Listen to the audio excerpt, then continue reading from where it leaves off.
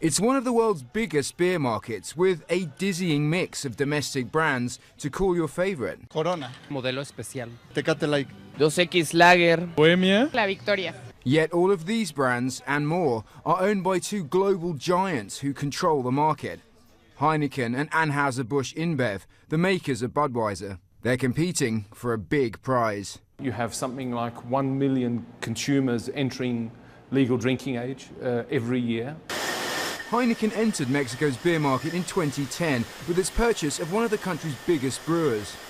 This is one of 6 factories owned by Heineken in Mexico. It makes many of the firm's biggest brands like Dos Equis and Sol.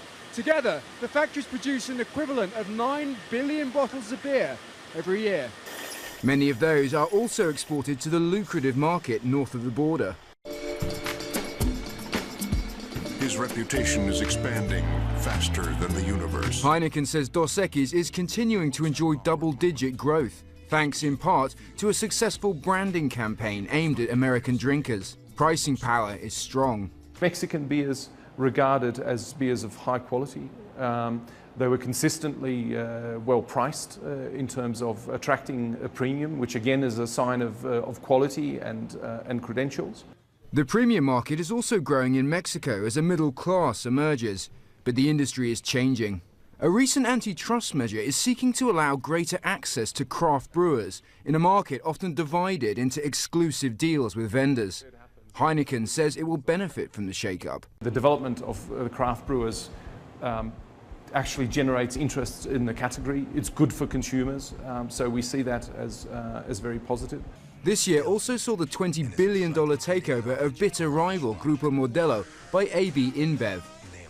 Grupo Modelo declined interview requests for this story. Analysts say the mega deal may help them extend their lead over Heineken in Mexico.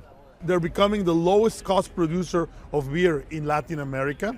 So they've been already expanded margins by about 1,800 basis points in a very short period of time. So the increased profitability that they're getting by cutting costs, they're reinvesting it in their brands. And I think that will be a main driver for market share gains. As Mexico's economy looks set to bounce back next year after a slowdown, the battle to reap the rewards is evolving.